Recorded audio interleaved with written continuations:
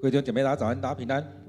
在周一的早晨，我们要一起来到主的面前，一起来敬拜，一起来荣耀这位大君王，让主就在我们当中来带领我们，让我们更深的去经历他的恩典与怜悯。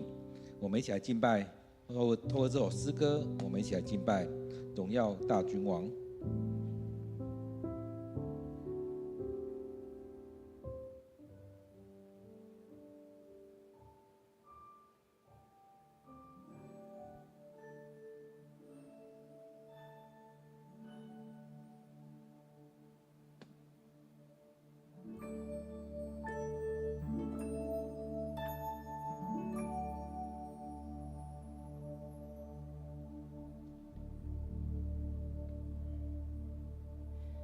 将你的光照亮在我们身上，让我们在你面前毫无隐藏。打开我们的心，我要看见你的国度就在这里彰显，将你的光照亮在我们身上，让我们在你面前毫无隐藏。打开我们的心，我要看见你的国度就在这里彰显，在你光中我的见光，在你里面有丰盛盼望，荣耀荣耀荣耀荣耀圣洁大君王，荣耀耶稣耶稣耶稣主耶稣，欢迎你在我们中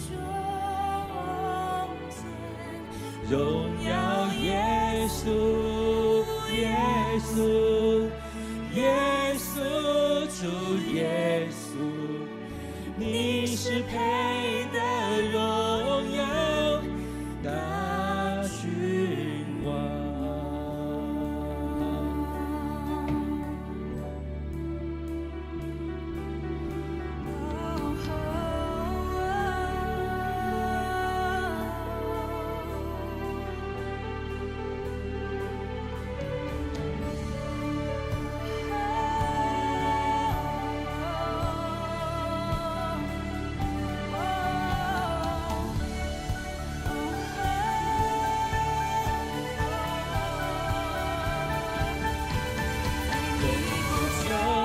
我的见光，在你里面有丰盛盼望，荣耀荣耀荣耀荣耀圣洁大君王，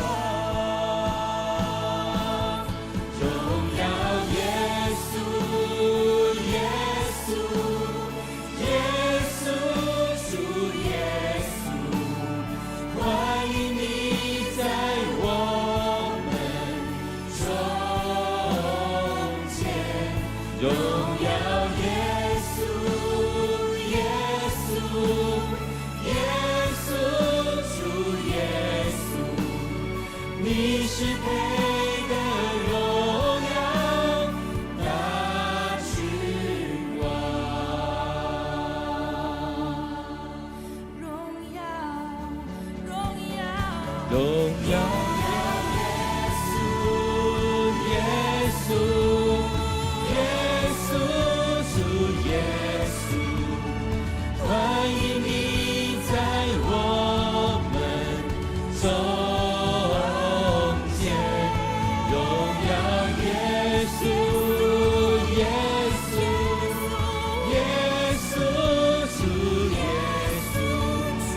你是配得荣耀大君王，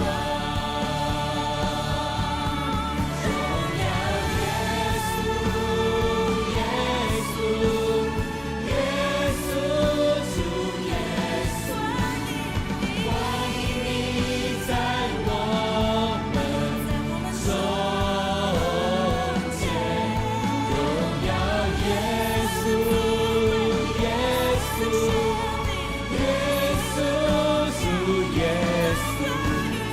你是配得荣耀大君王。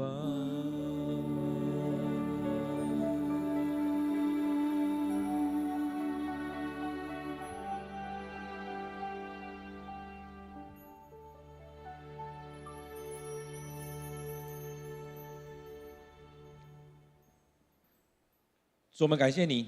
你是配得荣耀的大君王，在我们生命当中有你的同在，有你的恩典。主，我们要将今天来仰望在主你面前，让我们张开口来赞美你，让我们张开口来敬拜你，让我们在生命当中得见主你的容面。主啊，让我们在你面前毫無隱藏，將我們自己完全的仰望在主你面前。主啊，懇求你就在當中來帶領我們。主，我們要將這新的一天仰望在主你手中，也要將接下來這半年的日子，也要交在主你面前。也讓我們學習每天交託仰望，讓我們生命當中有你的同在，不只是這一天，不只是這一年，讓我們每一天每一年都有主你的恩典。主啊，主啊，願主的恩典充滿在我們當中，讓我們在你裡面有豐盛的盼望。主，我們要將今天的聚會再次的恭敬的仰望在主你手中，懇求你帶領我們。主，我們要將今天的聚會交在主你面前，讓我們每個人得見主你的面。感謝主，我們將禱告祈求，都奉靠主耶穌的名，阿們。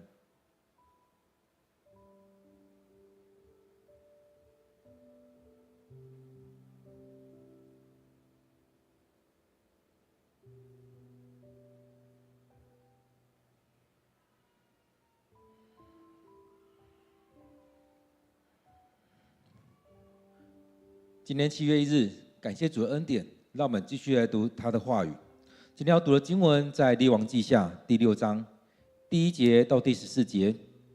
列王記下第6章第1節到第14節，我們一起來讀今天的經文。有一天，以利沙帶領的一群先知抱怨說：“我們住的地方太小了，請准許我們到約旦河邊砍些樹木，另建房屋居住。”以利沙說：“好吧。”他們當中有一個人請以利沙跟他們一起去，以利沙答應了。於是他們一道走，到了約旦河，大家開始工作。有一個人在砍樹的時候，斧子的頭掉到水裡去了。他向以利沙喊說：“老師，怎麼辦呢？那斧子是借來的。”神的人以利沙問他：“掉在什麼地方？”那人就指着給他看。以利沙砍了一根枝子，丟在水裡，斧子的頭就浮上來。以利沙說：“拿上來吧。”那人就伸手把斧子的頭撿起來。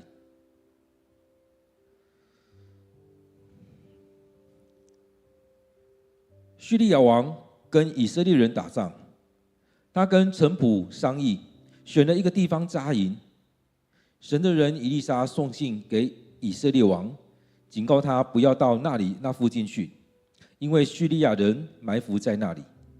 于是以色列王把神的人的话警告住在那地区的人，他们就严加防备。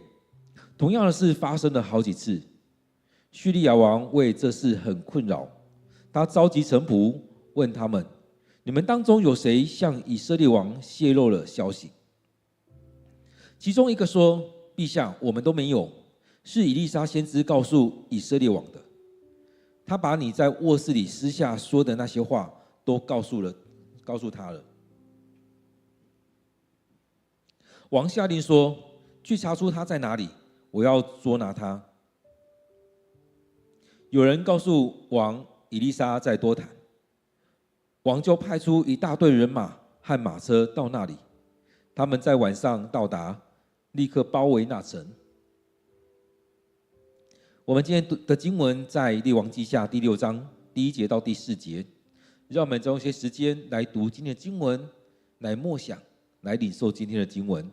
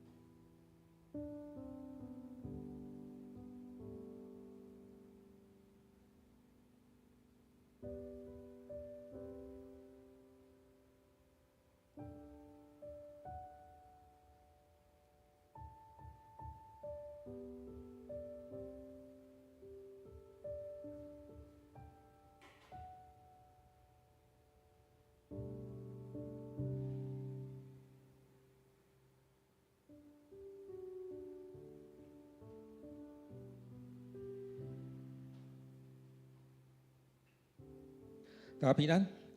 在今天经文当中，有没有发现，在以利沙身上有很多的神迹奇事在发生？其实这也一直在证实着，当他跟随了以利亚的时候，确实真的有加倍的能力在他身上，而这样加倍的能力也包含，也给他加倍的信心。在我们生命里面，我们需要有这样的信心来跟随带领你的人，跟随基督。因此在我们生命里面，不是一直在软弱而已，我们需要的是上帝的能力与我们同在，我们需要有上帝的大能就在我们当中。所以在当中我们看到这样的事情的时候，真的有很多的恩典会临到。我还记得前几天我刚好听到台南天桥教会的牧师的分享，他在做内部的同工训练。其实他有讲到一个点，就是在现在教会，其实我们都只会传统的一些事情而已。那传统的事情，大概就是我们在讲这几十年或这100年里面所遇到的一些东西，也就是我们只会唱诗歌，只会敬拜上帝。但是当我们在当中，我们常看到《使徒行传》里面的东西，上帝的大能其实没有彰显在我们生命里面，没有在教会里面彰显。然而我们看到以利沙的身上有许多的上帝的大能彰显在当中。其实我们教会一直在拒绝，其实很多的教会一直在拒绝上帝所做的工。当圣灵要动工的时候，当上帝要动工的时候，我们就很简单一句话：这不是我们的传统。但是我们忘记了那传统在哪里？传统在于上帝的大能，传统在于上帝怎么带领你，而不是在于我们教会内部自以为是的传统。更重要的传统在于圣经里面怎么说。所以有没有看到我们在教会里面常在否定圣经里面所说的？当我们说领受圣灵，你会说我们长老教会没有圣灵，我们传统某个教会没有圣灵，没有在做这样圣灵的工作的。那些是异端，那些是灵恩派才有的。但是当我们这样做的时候，其实当我们这样讲的时候，其实我们都一直在否定上帝的工，否定圣经里面的教导，都觉得那些东西只有灵恩派的才有。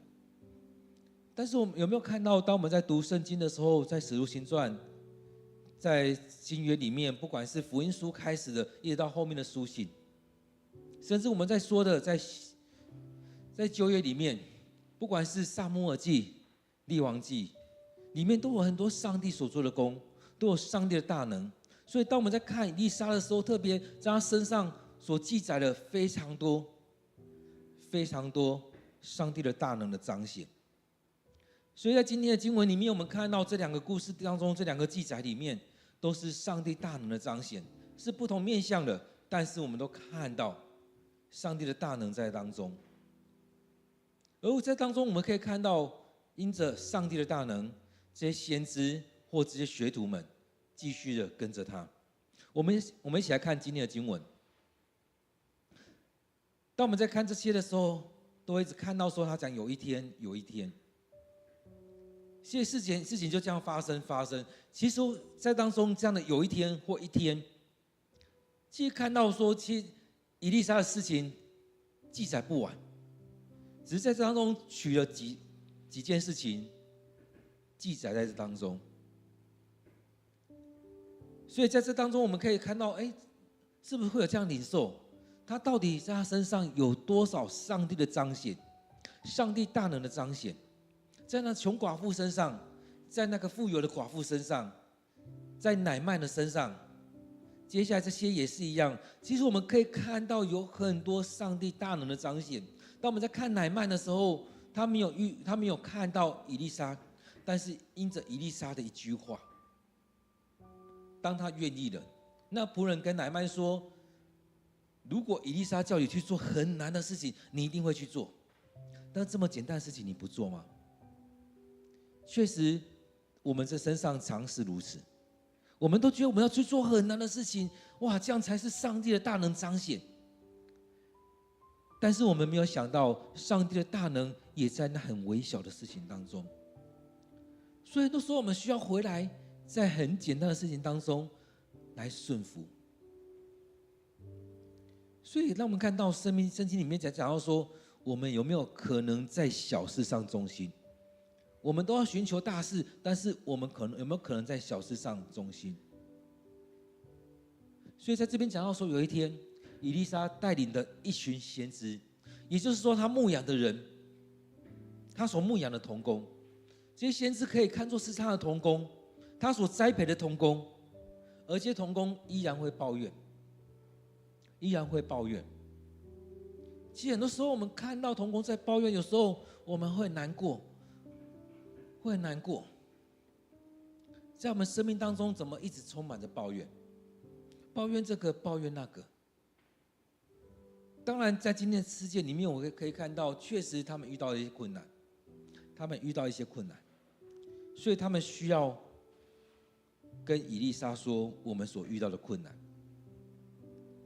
所以他们跟以利沙抱怨说，我们住的地方太小了，太小了怎么办？就扩建，或换个地方。所以在当中看我们的眼光在哪里？在当中我们看到这里用抱怨的词，也就是在讲到说这些先知们，他们的态度是怎么样？其实确实那个地方太小，所以对于他们的住是很大的一个问题。太小，对他们来讲，可能大家挤在一起会非常的热，会非常的不舒服，会闻到许多人的汗臭味，生活的品质会非常的不好。确实，而在当中，当你在处理一些事情的时候，你的态度是怎么样？所带出来的也是你的生命是如何。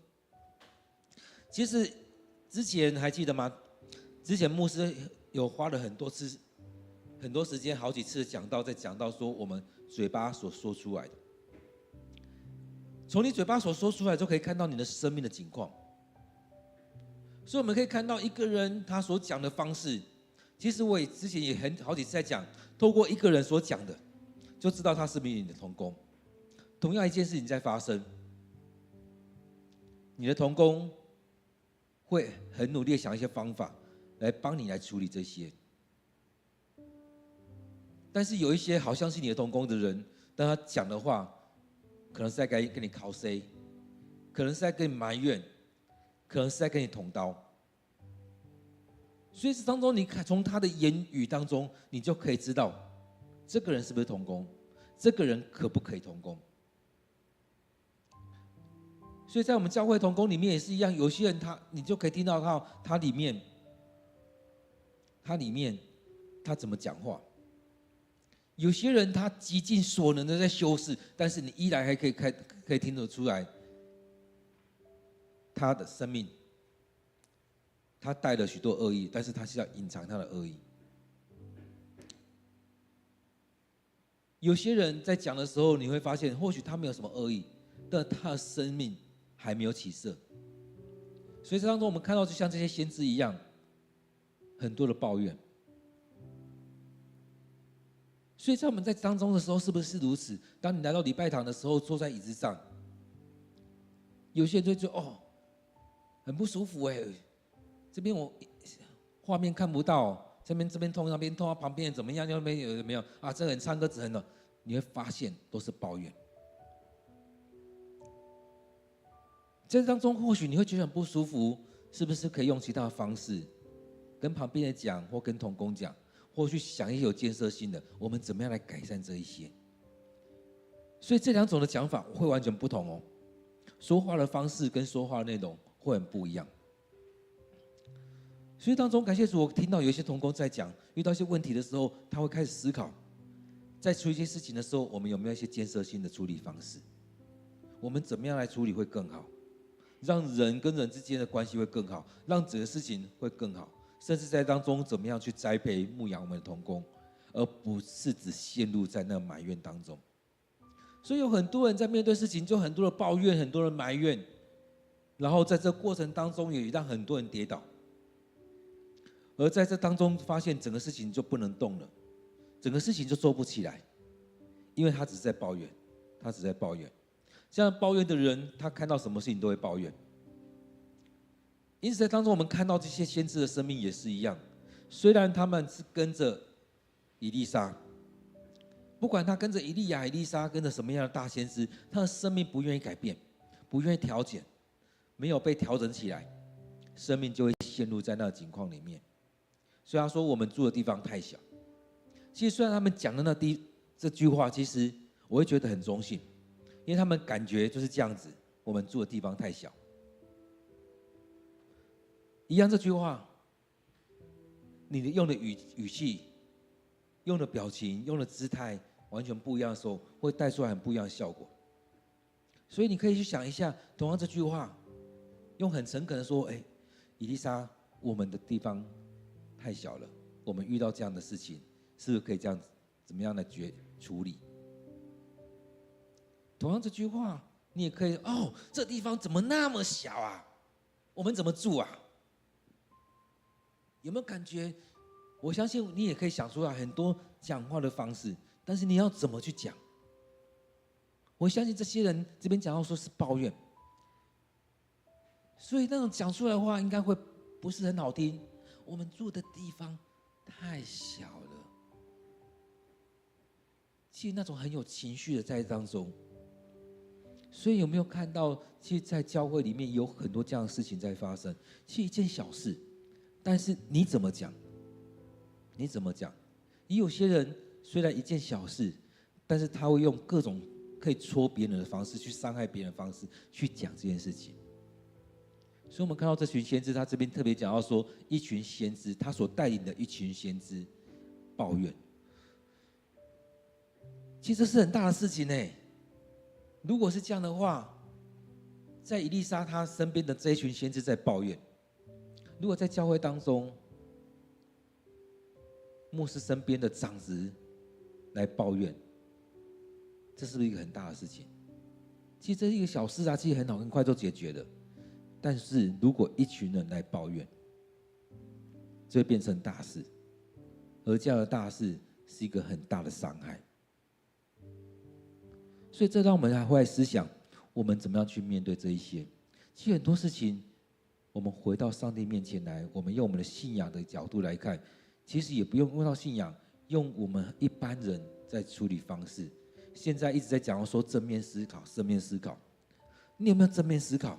当你面对到这些事情的时候，你怎么样去处理？你怎么样去处理这件事情？还是你直接抱怨，甚至去骂？牧师都不会做，连这个也不会。这当中你看以利沙他自己一个人享受，让我们挤在这边。所以在这当中，我们去看究竟怎么处理这件事情。当然，我们看到说他们有解决的方式。前面是在讲说我们住的地方太小，他们说：“请准许我们到约旦河边砍些树木，另建房屋住。”所以让我们去砍伐一些树，我们来盖一个更大的房子，这样可以吗？以利沙说好。所以我们看到这当中，我们可以看到他们在抱怨，但他们有想法说，我们是不是可以盖大一点的房子，让我们可以来住，就不用我们这一群人挤在这边。以利沙说好。所以他们当中有人请以利沙跟他们一起去，以利沙答应了。我觉得有些人会觉得，是不是他们软弱？但是换个角度来讲，也是一种聪明的方式。当以利沙跟他们去，上帝的人、上帝的仆人跟他们去，在处理这些的时候，有一个遮盖，有个祝福在这当中。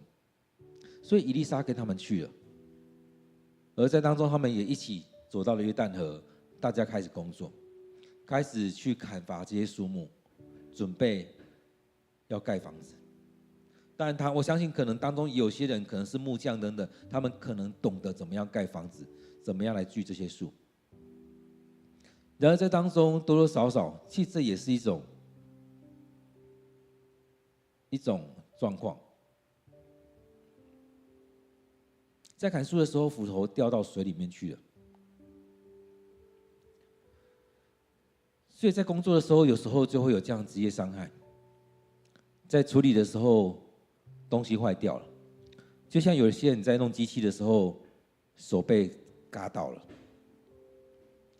其实很多时候就会这样子，在处理东西的时候，一个不小心，没有处理好，没有注意，尤其是当中有很多是非专业的，所以当他们在做的时候，砍伐，会觉得有什么困难的，我又哪里不会？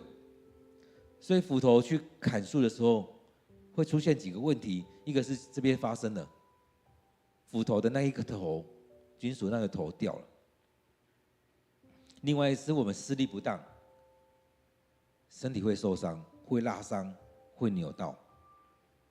在当中有可能你的斧头在弄的时候打到其他人，甚至砍到其他人，所以有很多公安的问题。而这当中发生了一个，就是那斧头飞出去，掉在水里。其实这也是一个很恐怖的状况。有时候我们会想，还好它是掉在水里，如果掉在谁的身上，那不就很惨？今天的经文让我们看到是掉在水里面，而这个斧头呢是借来的，所以这个人跑去跟以利沙说：“怎么办？老师怎么办？这斧头是借来的，我们怎么办？”可能这些人也不知道怎么处理，而那个约旦河可能也很深，怎么办？我们要从哪里去得到钱，再买一个斧头给他？我们要怎么还人家？所以我相信那个人可能也很着急。哇，这个斧头掉下去了，怎么办？就不能用了。这也可能是那一家的人的生财工具，所以掉下去了，那家人怎么过？然而这当中，我们看到以利沙，他就问掉在什么地方，那个人是指给他看。所以当你东西飞出去的，应该不会很普龙拱的就装傻。所以通常我们会看着他掉在哪边。所以以利沙砍了一根枝子丢在水里，斧头就浮上来了。所以当中我们可以看到，这又是一个很神奇的事情。为什么丢一个枝子，斧头就会浮上来？这当中有可能，如果以利沙没有跟着去，他们可能要跑回去问以利沙，然后又过了很久，可能也忘记那个位置。但是在这当下，直接指出来掉在哪边。以利沙这样处理之后，那个斧头就浮了上来。对我们来讲，这怎么可能？这怎么可能？这金属的斧头这么重，它的比重、它的密度这么重，一定是掉下去，怎么可能浮上来？但是当中有没有看到，在这么密度这么高的一个地方，一个东西，上帝改变了它的质地，透过了你指出来那个点，就很像现在作战一样。现在作战有一些仪器能够让你很清楚的指出它的经纬度，它的经纬度一抓出来，就是那一个点，很清楚的抓出那一个点，炸弹就炸过去了。这个也类似一样，指出那个点，那个枝子抛过去，就是那个区块。上帝让那个区块的东西改变了，甚至是指让那个斧头的那个头，它的质地改变了。那种感觉就很像变成了保丽龙一样，从下面浮了上来。所以当中让我们看到，哇，很特别，这个质地改变了。当他们拿到的时候，又回来了。所以我们可以看到，这创造天地的上帝，这创世主，他可以让他所创造这东西改变它的质地。一个很重的东西掉下去，应该是已经直接掉到那个河底里面去了，但是上帝让它改变了质地，浮了上来，浮了上来。在这样特别的情况当中，让我们看到上帝在这当中掌权，并不只是我们所某些想象而已，而是上帝亲自出手，改变了这个质地。很多时候我们觉得，就是这样，但是也让我们去看到，其实这也让我们可以看到，上帝都可以让这个金属改变它的质地，从河底浮到河面。那人呢？那这些先知呢，能不能改变？这些先知有没有可能改变？那你呢，有没有可能改变？不再只是在抱怨而已，不再只停留在那当中，在面对国家的情况，也不再只是成为那酸民，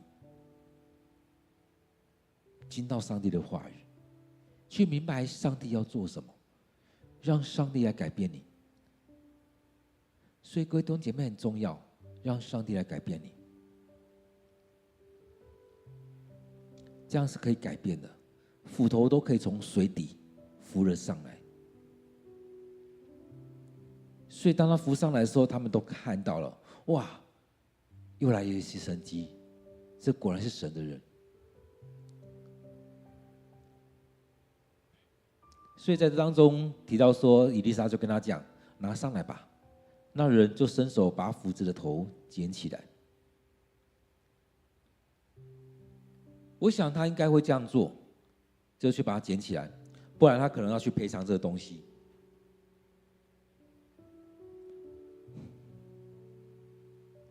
我们也是这样，常面对一些事情的时候，我们就要有反应。在这时候，通常都会有反应，就是去把它捡起来。或许走一小段路，或许要稍微游泳一下。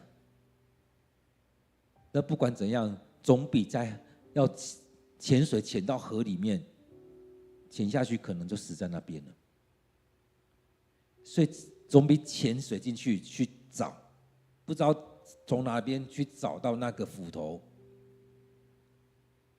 这个感觉，这个改变已经变轻了，已经变简单多了。所以当中我们常常看到那种很难的事情，很难的事情，是不是要回到上帝面前？上帝让这个整个事情变简单了，变简单之后，我们是不是还是觉得它很难？有很多人还是一样会觉得它很难，但是有没有感觉这个难度已经从100变到10？你要不要去做？我们看到这个人，他就过去伸手把斧子的那个头捡了起来。或许他在河边捡，或者他要走到河里面去捡，但他就把它捡回来了。很多时候在那当中，很多人还是会害怕啊，我会不会走过去了？他说他已经掉下去了，会不会我还没拿到斧头，人就先掉下去了？许多时候我们看到事情虽然变简单了，但是我们依然还是觉得很难，我们依然还是有很多自己的想象在这当中。但是我们看到这个人，他就很简单，看到了他就过去把它捡回来，把它捡回来擦干，继续伐木，继续砍树。各位弟兄姐妹，在这当中也让我们看到我们的生命，你要只是停留在那抱怨吗？还是你要转念，在当中看到上帝要你做的，在当中你要怎么带出有建设性的想法？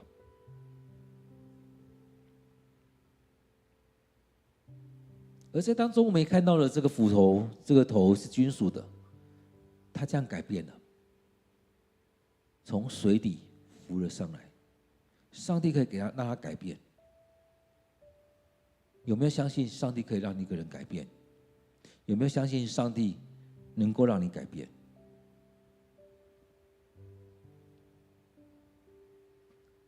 然而在当中我们看到很多事情都是在于你要不要改变，你要不要降服在当中。今天的经文当中也有另外一件事情，当叙利亚王要来攻打以色列的时候，他们可能也会有一些预备要怎么攻打。在这个过程当中，用现在来讲，他们可能会兵推，设计好要怎么来攻打以色列，所以他们都讲好了这些东西，要打仗都是军事秘密、军事的机密，不能去讲出去。其实我们看到现在的警方也是一样，当他们要去攻坚，当他们要去抓毒品的时候，他们可能也会讨论好要怎么做。但是当中，或许警方里面有一些人会把消息放出去，在打仗的时候，有时候会有这样的，把消息给邻国，所以他们讨论好要在哪边扎营，要怎么样来处理。但是同时，他们讨论完，同时以利沙也领受到这些，所以他也写信去跟以色列王，跟他们讲，不要到哪个地方去，因为叙利亚人在那里。在当中，我们看到以色列人虽然得罪上帝，以色列王虽然自己犯罪，也害以色列人陷在罪里面，但是上帝依然怜悯他们。所以上帝依然透过以利沙，要让他们看到这样的事情，要让以色列王知道这样的事情。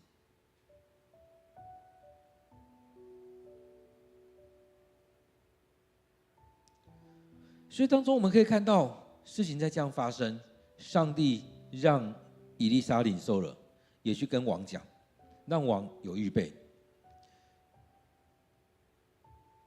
所以在当中我们看到王也发布消息，让那地区人知道，让他们严加防备。而这样的事情他讲到说好几次。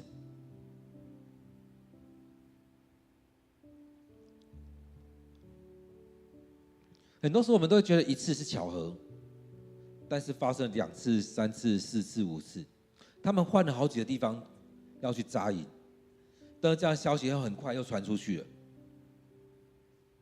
所以以利沙也跟这个王讲，王也跟当地区人讲，这样的事情持续在发生，持续在发生。如果是你是叙利亚王，应该会觉得，为什么我们讨论的东西，很快的以色列人就有防备了？是不是我们这当中有人把消息泄露出去？但是同样的，这样的消息也传出去了。所以这些叙利亚的人，他们也知道这消息，王的消息是从以利沙来的，所以这边才会说，他们就马上回复他们的王说是以利沙。所以这边我们看到这个王，他很困扰，他召集了他的臣仆，问他们说：你们当中有谁向以色列王泄露消息？你们有谁去告密？你们有谁是间谍？他们当中说我们没有，是以利沙先知告诉以色列王，他把你在卧室里私下说的话都告诉他。哇，在卧室里面召集了一些人来讲话，这应该是很秘密的事情，应该听到的只有这些人而已。但是以利沙知道，这让我们看到我们的所言所行，上帝都知道。所以上帝的使者去跟以利沙讲，上帝让以利沙知道，然后去告诉了以色列王。所以这让我们看到我们所做的事情，上帝都知道。你有什么规划，你有什么预设，甚至你有什么坏心眼，上帝都知道。所以让我们生命里面去经历到上帝要怎么样来带领，我们要降服在上帝面前，但是我们依然要向上帝祷告。很多人都会觉得，老师，上帝都知道了，为什么我还要祷告？上帝还是要你祷告，还是要让你主动的来到上帝面前，把你内心的跟上帝说，不是因为上帝知道我们就可以什么都不用做，而是我们依然做我们该做的。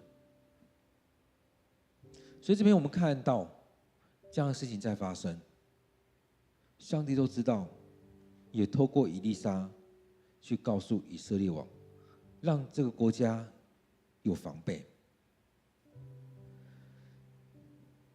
当他听到这样的时候，这个王听到的时候，他当然生气啊！我们这样我们做了几次规划都没用因为以利沙都知道，那最大的问题是以利沙咯，那去把以利沙抓起来。所以他说去查出他在哪里，我要抓住他。有人告诉王，以利沙在多坛，王就派出一大堆人马和马车在那里，他们在晚上到达，立刻包围那城。所以就是这样子，我们看到以利沙，上帝跟他讲，上帝让他知道，所以可以让王明白这些事情。各位弟兄姐妹，在我们生命里面，有没有去经历到上帝的大能？这世代我们很多时候都很害怕上帝的大能彰显，我们很多时候就很快的贴标签，那是灵恩派的人才有的。我们不是灵恩派的，我们是改革宗，我们是长老教会，我们是理性的，这些东西不会发生在我们当中。我们常常这样把上帝推在外面去，我们只要这些话语而已。当我们这样做，何尝不是成为另外一种法利赛人？我们只靠着法则、法规来做事情。这些法规帮助我们在治理教会，帮助我们在处理许多事情。但是这些东西更重要的是，我们真实的依靠上帝。当上帝要在当中行大事的时候，我们就要跟着顺服在当中，让上帝在当中来行大事。不是在上面贴标签说只有谁可以，只有谁这种事情只有哪些有。许多的事情在我们当中都让上帝来掌权。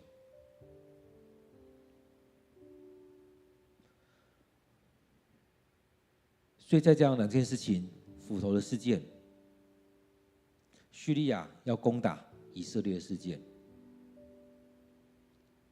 在当中我们都可以看到，上帝让以利沙行了许多的神迹，让这样的大能从他当中来彰显出来。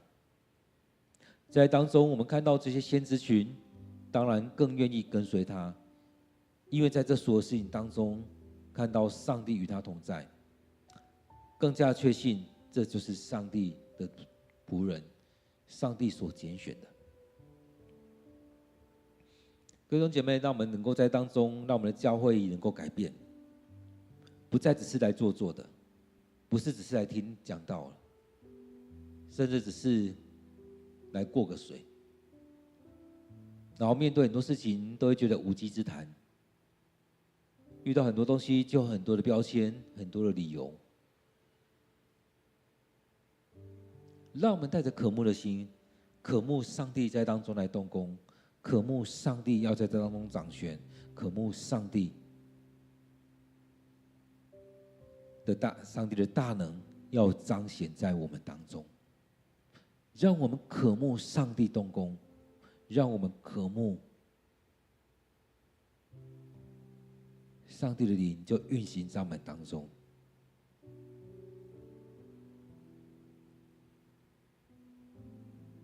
让我们有一点时间，再回到今天的经文来默想、来思想，上帝要对你说什么？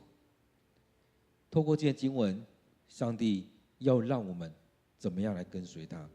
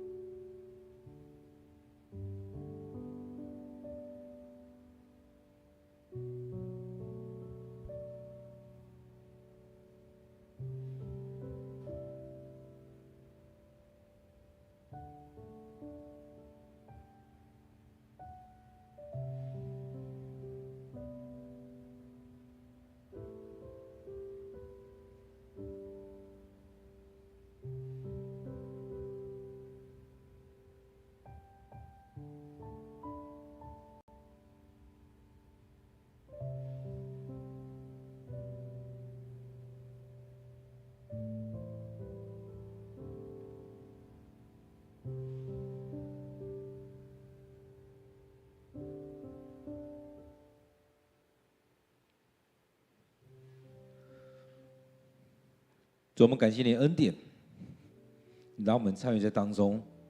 主啊，让我们看见你的大能的彰显，让我们愿意降服在主你面前，等候你的大能。主，很多时候我们都太多自己的想法，辖制了你在当中所做的工。主，我们知道我们无法阻挡你所做的，但是我们心里面会抵挡你在我们当中所做的，甚至我们会去用很多的理由说这不是我们。然而主，愿主你帮助我们，让我们生命里面有主你的同在，让我们生命当中去经历主你的恩典、你的大能，让我们在生命里面去渴慕你的大能的彰显。主啊，就像那些先知们一样，或许他们软弱，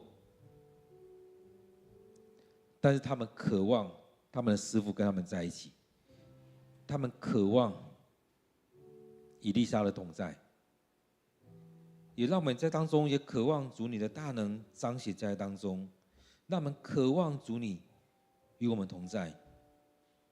亲爱的主，当我们来到你面前，也愿我们所做的合主你的心意，让我们所做的是主你的恩典在我们当中。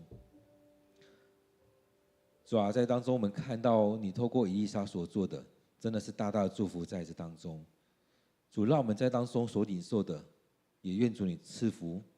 主，我们要将今天的聚会恭敬的仰望在主你面前，愿我们所领受的是你所看为好的，愿我们所摆上的是你所喜悦的。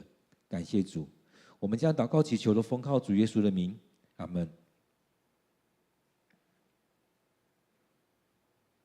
愿我们每一天都有一段时间来到主的面前，来领受上帝的恩典。愿上帝赐福你。